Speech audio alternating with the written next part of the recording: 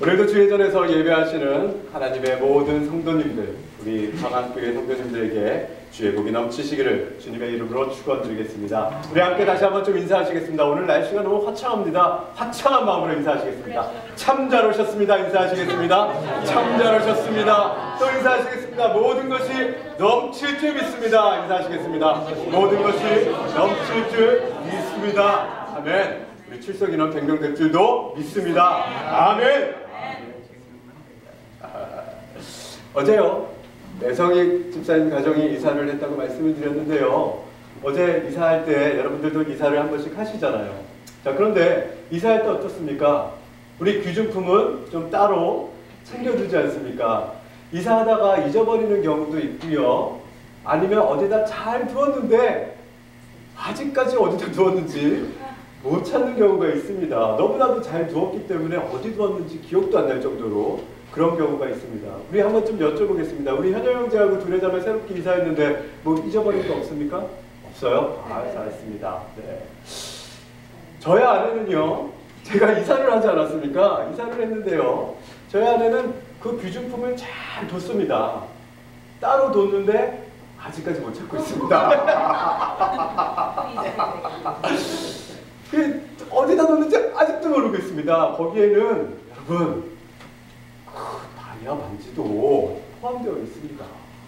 이를 어쩝니까? 정말로.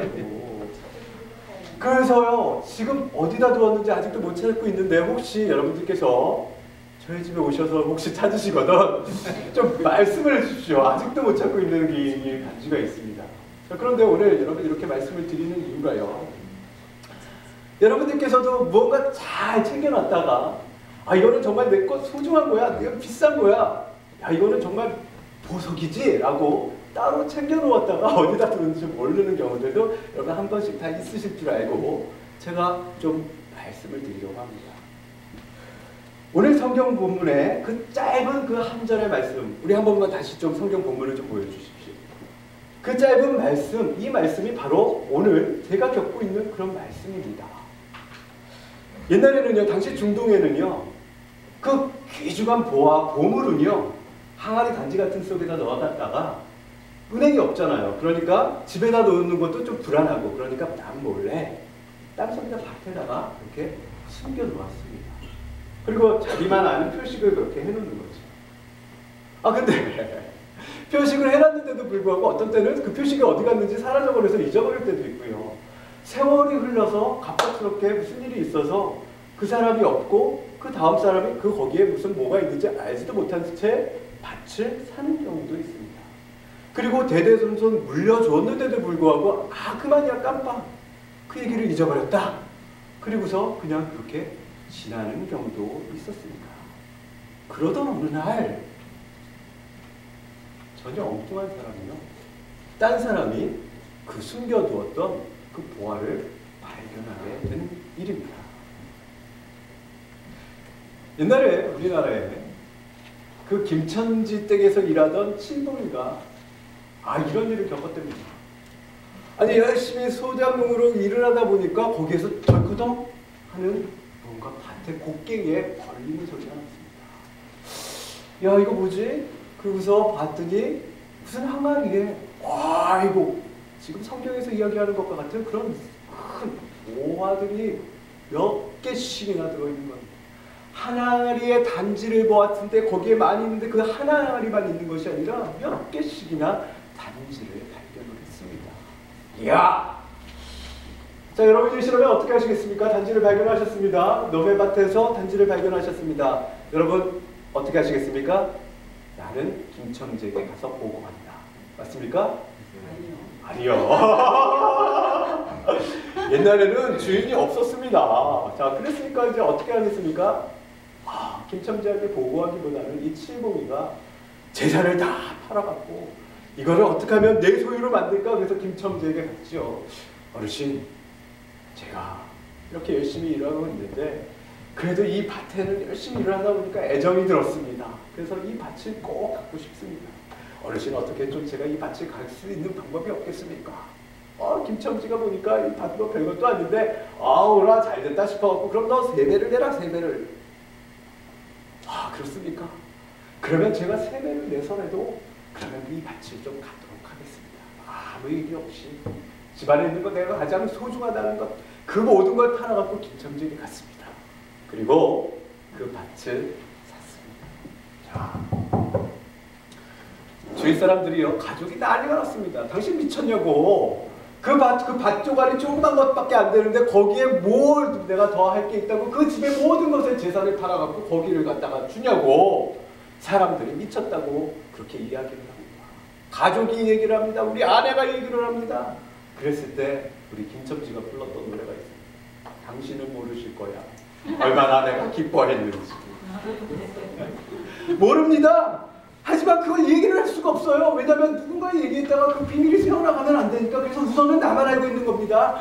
나중에 내 것이 되었을 때, 진짜 내 것이 되었을 때 정말로 그랬을 때 이야기하려고요.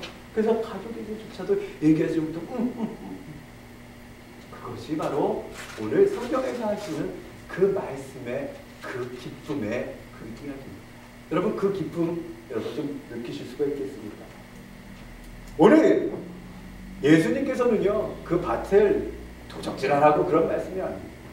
무엇이냐면 천국은 마치, 우리 예수님께서 설명해 주시기 원하는 것은 천국의 이야기입니다. 그런데 비유를 들어서 이렇게 쉽게 말씀을 해주셨던 것입니다.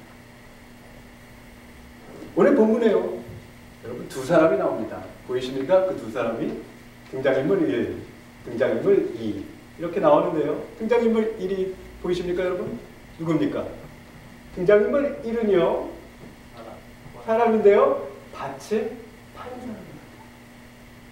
등장인물 2는요 밭을 자기 것을 다 소유를 팔아서 밭을 사는 사람입니다. 자 그러면 오늘 등장인물 1에 대해서 여러분 보이시지 않으세요? 등장인물 1에 대해서 좀 제가 말씀을 드릴 겁니다.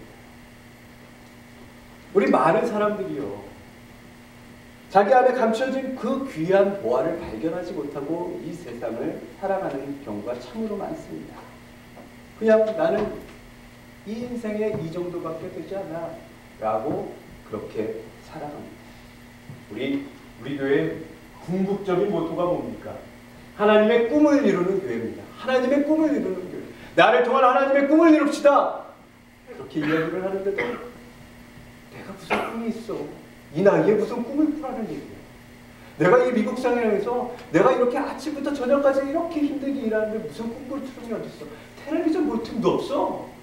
이렇게 말씀들을 하십니다.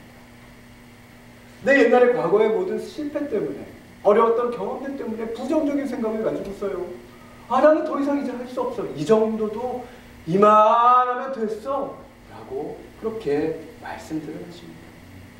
정말 옛날에 내가 가졌던 그 부정적인 생각들을 떨쳐버리지 못해서 그런 나약한 모습에 자존심이 자존감이 낮아서 자상이 밑바닥을 헤매는 사람들이 세상에 나갔을 때는 얼마나 많은지 모릅니다. 그러나 여러분 하나님께서는요 우리에게 먼저 보화를 허락하여 주셨음을 믿으시기를 바랍니다. 하나님께서는요 우리에게 그저 아무것도 주시지 않은 상태에서 너 하나님의 꿈을 이뤄라, 너 꿈을 가져라, 너 긍정적인 생각을 해라, 너 적극적으로 살면, 너 기도하면 이루어질 것이다 라고 말씀하시는 분이 아니십니다. 먼저 모든 것을 다 주셨습니다. 어떻게 하냐고요? 여러분 아담과 하와를 내보내실 때 에덴 동산에서 내어보내실 때 어떻게 하셨습니까? 천지를 다 만드시고 아담과 하와를 만드시고 너 여기에서 생육하고 번성해라 라고 그 모든 것을 다 준비해 주셨던 분이 누구십니까? 하나님이셨어요. 여러분들에게도 마찬가지입니다. 목사님 무슨 얘기입니까? 나 보이는 게 없습니다. 여러분들께서 이 말씀처럼 여러분의 마음 가운데 있는 하나님께서 이미 주어주셨던 그 보화를 찾아야 됩니다. 그 보화를 내가 가지고 있는데도 불구하고 내가 모르고 있으니까 나는 별것 아니야. 너나 가져가시오. 라고 그렇게 파는 등장인물 1이라는 사람이 있는 겁니다. 여러분 여기 등장인물 1이 보이십니까?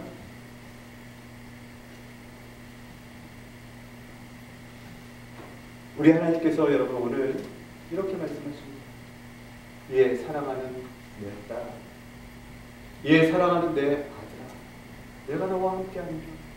놀라지 말라, 두려워하지 말라, 너는 내 것이다 하고 하나님께서 말씀하십니다. 네가 어느 곳에 있든지, 네가 무엇을 하든지 내가 너와 함께하니라고 그렇게 말씀하여 주시는 그 하나님의 음성을 여러분 들으실 수 있으시기를 바랍니다. 아멘. 믿음은요, 천국의 보화는요, 내 속에 있습니다. 내가 보지 못하는 것을 믿는 것이 그것이 믿음이라고 말씀하여 주셨습니다. 내가 지금 아무것도 안 보이고 내가 지금 이런 어려움이 있습니다.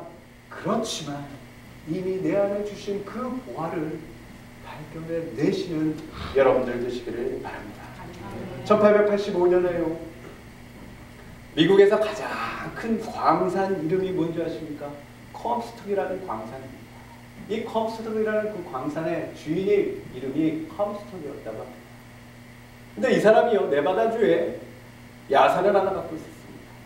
뭐 별거 쓸모없는 그런 야산이었기에 이 사람이 그저 뭐 필요 없으니까 그래서 어떤 사람한테 팔았습니다.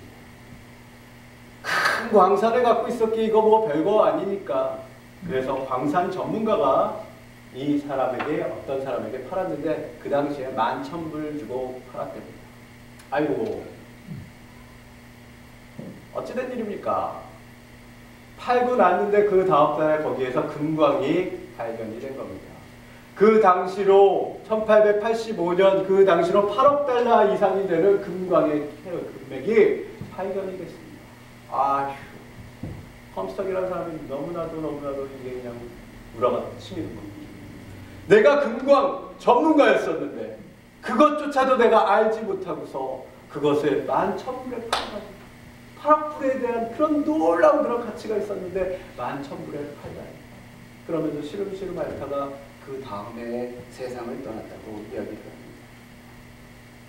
여러분, 우리 신앙인들도 마찬가지입니다. 나는 모태신앙이야. 나는 교회를 참 오래 다녔지. 내가 이런 간증이 있고 이런 경험이 있었어 라고 그렇게 자신 있게 이야기를 하지만 그러나 신앙생활은요, 옛날에 내가 가지고 있었던 그 간증, 옛날에 가지고 있었던 체험을 그대로 지속하는 것이 아니라 날마다 새로운 하나님의 은혜를 받고 충족시키고 재충전해야 되는 것이 그것이 신앙생활의 참 모습인 것입니다. 아멘. 여러분, 옛날에 그런 일이 있었던 무슨 소용이 있습니까? 내가 팔아버렸는데요. 옛날에 내가 금은보화를 가지고 있었던 무슨 소용이 있습니까? 나는 지금 쓰지도 않는데요. 옛날에 내가 방언을 받고 옛날에 내가 체험을 하고 옛날에는 내가 열심히 기도 생활을 했었는데 무슨 소용이 있습니까? 지금 현재 내가 그 하나님과 더불어서 예수님을 통하여서 성령님께서 주시는 그 은혜와 감동이 내게 지금 있는가? 여러분 다시 한번 질문해 보시기를 바랍니다. 지금 예배를 통해서요, 하나님의 사랑을 체험하시는 여러분들 되시기를 주님의 이름으로 축원드립니다. 지금 여러분 오늘 있는 속회를 통해서 우리가 함께 격려하는 가운데 정말 하나님께서 나를 이렇게 사랑하시구나 라는 그 하나님의 사랑을 다시금 경험하시기를 바랍니다. 선교의 활동이요, 성경 공부를 통해서 모이게 힘쓰는 것을 통해서 다시 한번 천국이 어떤 것이라는 것을, 천국 백성들이 어떻게 사는 것인가라는 것을 여러분 경험해 보시기를 바랍니다. 그만 왔다 갔다 한다고 우리의 신앙이 자라는 것이 아닙니다. 여러분 이제 그 등장인물 1을 보셨습니까? 그러면 이제는 등장인물 2를 보실 차례입니다. 여러분 등장인물 2를 보셨죠? 아까 말씀을 드렸죠? 발견한 후에 숨겨두고 기뻐하여 막 가슴이 콩닥콩닥 뜁니다. 이거 어떻게 다른 사람이 알면 안 되는데 쿡쿡쿡 뛰고 이것을 진정하지 못하고 주체하지 못하는 그 심정으로 가서 어떻게 했습니까? 돌아가서 자기의 소유를 어떻게 해요? 다 팔았다고 했습니다. 돌아가서 자기의 소유를 다 팔아 그 밭을 사는다. 오늘 여러분 우리 설교 말씀의 제목이 올인하는 천국 신앙생활이라고 이야기했습니다. 여러분 올인 하실 수 있으시겠습니까? 여러분 내가 내 것을 다 팔아서 그래서 정말 하나님이 기뻐하시는 일을 감당하실 수 있으시겠습니까? 내 것을 다 팔아서 정말 천국을 소유하고자 하는 그 열망과 그 열심이 있으시겠습니까?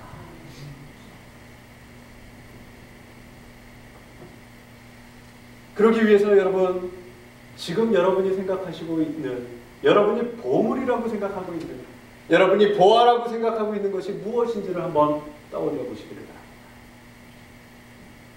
그리고 그것을 팔아서 천국의 그 보화를 사실 수가 있는지 한번 생각해 보시길 바랍니다.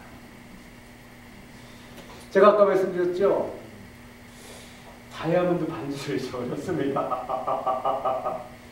목사가 죄송합니다. 용서하여 주십시오. 다이아몬드 반지를 잊어버렸습니다. 그래서 다이아몬드 반지를 한번 좀 사봐야겠습니다. 공부를 좀 했습니다. 한번 보여주시죠. 다이아몬드 반지를 여러분들에게 사는 방법을 좀 알려드리겠습니다. 오, 리두야 권사님께서 깜짝 놀라셔서 이게 무슨 말인가 이러고 생각하고 계시는데 한번 보시죠. 여러분 다이아몬드에 이런 모습들 많이 보셨죠? 제일 갖고 싶은 거는 역시 큰 게 제일 좋지 않겠습니까? 그래서 0.2캐럿, 캐럿, 그래서 2캐럿짜리까지 여기 그림에 나와 있습니다. 여러분 다이아몬드를 사시고 보시려면 제일 먼저 중요한 것은 그 아름다움과 더불어서 희귀성입니다. 다이아몬드 많습니다. 그런데 다이아몬드 중에서 어떤 것이 제일 좋은 거냐면 세상에 별로 없는 것. 세상에 하나밖에 없는 거면 그러면 제일 좋은 겁니다. 그렇죠? 자, 다이아몬드를 제일 좋은 것으로 등급을 나누는 데 있어서 국제 다이아몬드 등급 기관에서 GIA라고 이야기하죠. 여러분 GIA 그 등급 기관에서 다이아몬드를 가장 좋은 것을 등급을 매깁니다. 그 중에 4가지의 요소, 결정 요소를 가지고서 다이아몬드 등급을 매깁니다. 그 중에 하나가 여러분 무엇입니까? 여러분 아시고 계시는 무엇입니까?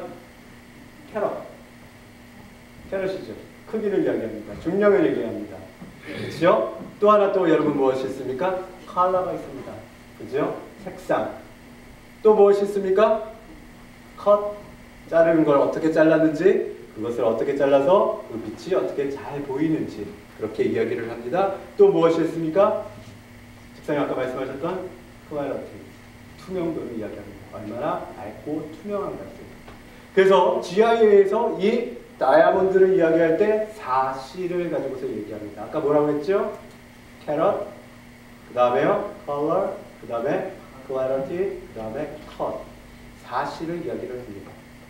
그래서 이 등급을 이렇게 결정해서 가장 빛나는 것, 가장 잘 다듬은 것, 가장 깨끗한 것. 컬러에는요 여러분 D, E, F 그래서 Z까지 있습니다. 그런데 A 등급, B 등급, C 등급은 없습니다. 그렇게 투명한 것은 없기 때문에. 그래서 D 등급이 제일 위고요. 최고 순위고요. D, E, F 그래서 F까지 있으면 여러분 좋은 컬러에 속하는 겁니다. 그런데 여러분 이 4C를 말씀드리려고 하는 것이 아닙니다. 여러분 다이아몬드는 이렇게 4C, 세상 사람들이 가장 귀하다고 가장 받고 싶은, 그래서 우리 결혼 예물로도 준비하는 이 다이아몬드, 세상 사람들이 이야기하는 이 다이아몬드는 4C를 이야기하지만 우리 크리스천들에게는 1C만 있어도 되겠습니다. 여러분 그 1C가 무엇입니까? 바로 크라이스트.